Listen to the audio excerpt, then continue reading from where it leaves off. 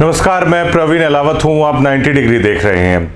हरियाणा में चारों तरफ जो एग्जिट पोल आया है उसकी चर्चा है वो चली हुई है, लेकिन जो एग्जिट पोल के जो आंकड़े जो बता रहे हैं 7-3 होगा हरियाणा में या 8-2 होगा, मतलब या तो 7 बीजेपी की आएंगी, 3 कांग्रेस की आएंगी, या 8 बीजेपी की आएंगी, 2 कांग्रेस की आएंगी। ये एग्जिट पोल है वो चला जा रहा है, लेकिन उसके बाद एक निष्कर्ष ये शायद माना जा रहा है कि 7-3 है, ये हो सकता है। लेकिन जो एग्जिट पोल के आंकड़े जो बताए जा रहे हैं उसके मुताबिक ना भाजपा इससे खुश दिखाई दे रही है, ना कांग्रेस इससे खुश है वो दिखाई दे रही है, क्योंकि भाजपा ये मानने को तैयार नहीं होगी कि जो 3 सीटें जा रही हैं या जो 2 सीटें जा रही हैं, कहीं ना कहीं मोदी मैजिक है वो हरियाणा से अब कम होता हुआ नज़र आया है। मतलब ये कहा जाए कि हरियाणा में मोदी मैजिक है, इन 3 सीटों पर पूरी तरीके से फैल है वो नज़र आया। लेकिन कांग्रेस इससे इसलिए खुश नज़र नहीं होगी इन एग्जिट पोल से, क्योंकि कांग्रेस को ये लगता है कि हरियाणा में भाजपा की खासी एंटी इनकम्बेंसी थी, क्या उसका फ़ायदा है वो नहीं उठा पाए। लेकिन फिर भी जो 3 सीटें बताई जा रही हैं, जिसमें रोहतक है, जिसमें दीपेंद्र सिंह हुड्डा की जीत बताई जा रही है, कुमारी शैलजा की सिरसा से जीत बताई जा रही है, और सतपाल ब्रह्मचारी की सोनीपत से जीत बताई जा रही है। लेकिन इसके अलावा भी जो भाजपा की इंटरनल रिपोर्ट आई थी उसमें भी कई सीटों पर कड़ा मुकाबला है वो बताया जा रहा था, और इस एग्जिट पोल के बाद भी कई ऐसी सीटें हैं जिन पर अभी भी कड़ा मुकाबला है। वो जब वोट पोल हुआ उसके बाद से है वो बताया जा रहा था। उसमें ख़ास तौर से भिवानी महेंद्रगढ़ की जो सीट थी उस पर कड़ा मुकाबला है वो बताया जा रहा था। लेकिन शायद एग्जिट पोल इस बात को तस्दीक करता हुआ नज़र आ रहा है कि जो राव इंद्रजीत की रैली हुई थी, क्या उससे वोटों का पोलराइजेशन हुआ, या जो नरेंद्र मोदी की रैली हुई थी क्या उससे वोटों का पोलराइजेशन हुआ। तो शायद इसीलिए एग्जिट पोल वालों ने ये मान लिया कि वहाँ पर पोलराइजेशन के कारण है बीजेपी है वो फ़ायदे में रहेगी। इसके अलावा हिसार सीट पर भी कांग्रेस के जयप्रकाश हैं शुरू से ही भाजपा को कड़ी टक्कर देते हुए वो नज़र आ रहे थे।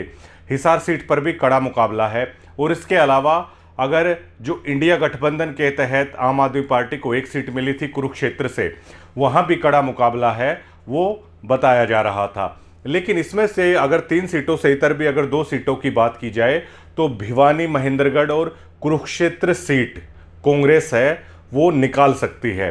तो हरियाणा में जो एग्जिट पोल है वो शायद करारा झटका है वो शायद बीजेपी को है वो देने वाला है, क्योंकि अगर एग्जिट पोल की अगर बात की जाए तो कई बार ऐसा हो चुका है कि एग्जिट पोल के आंकड़े हैं वो भी पूरी तरीके से वो धराशायी होते हुए हैं वो नज़र आए थे।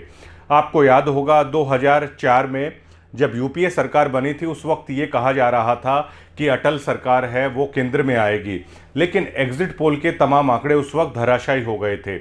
इसके अलावा एक बार बिहार में ये कहा जा रहा था कि 11-12 बजे तक तमाम जो पार्टियां हैं वो अपनी हार स्वीकार कर लेंगी और भाजपा एक तरफा बहुमत के साथ है वो सत्ता में आएगी।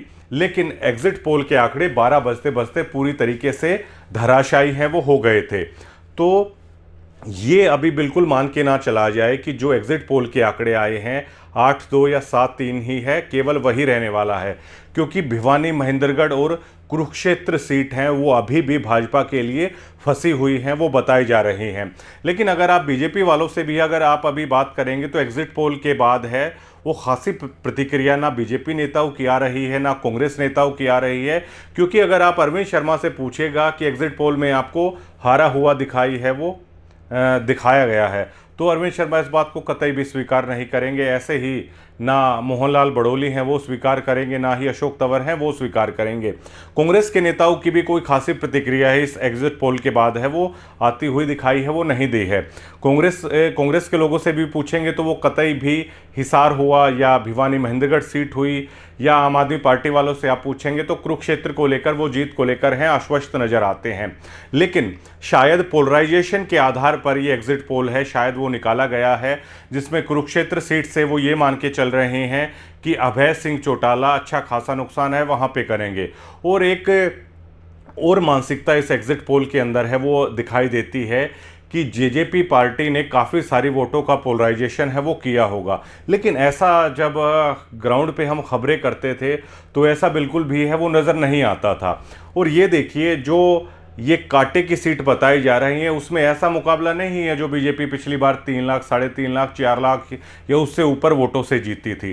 वो जो जीत का मार्जिन बताया जा रहा है, वो जीत का मार्जिन 50, 60 या 70 हज़ार के दरमियान है, वो बताया जा रहा है। तो ऐसे में जब जिन सीटों पर इतना मार्जिन होता है, वहाँ पर एग्जिट पोल के जो आंकड़े हैं वो एकदम उलट है, वो बिल्कुल हो सकते हैं। क्योंकि जो इतनी जीत का मार्जिन होता है, उसमें जितने बूथ होते हैं लोकसभा क्षेत्र में, उसमें 3 या 4 वोटों का भी अगर डिफरेंस आ जाता है तो वो जो जीत है वो दूसरी तरफ है, वो फिसल के है, वो जा सकती है। तो कुरुक्षेत्र में शायद ये माना जा रहा है कि जो एग्जिट पोल के आंकड़े हैं उसके मुताबिक कि अभय सिंह चौटाला ने खासा नुकसान किया होगा, जेजेपी पार्टी ने वोटों का पोलराइजेशन किया होगा। लेकिन मैं आपको ये बता दूं कि पिछली बार जब जेजेपी की अच्छी खासी हवा है, वो कह सकते हैं, युवाओं में खास तौर से क्रेज़ था, उस दरमियान भी लोकसभा में 10% वोटों का मतलब फ़र्क है वो डाल पाए थे। लेकिन अब की बार जो जेजेपी पार्टी के हालात थे, शायद ऐसा लगता है कि ज़्यादा पोलराइजेशन है वो किया होगा।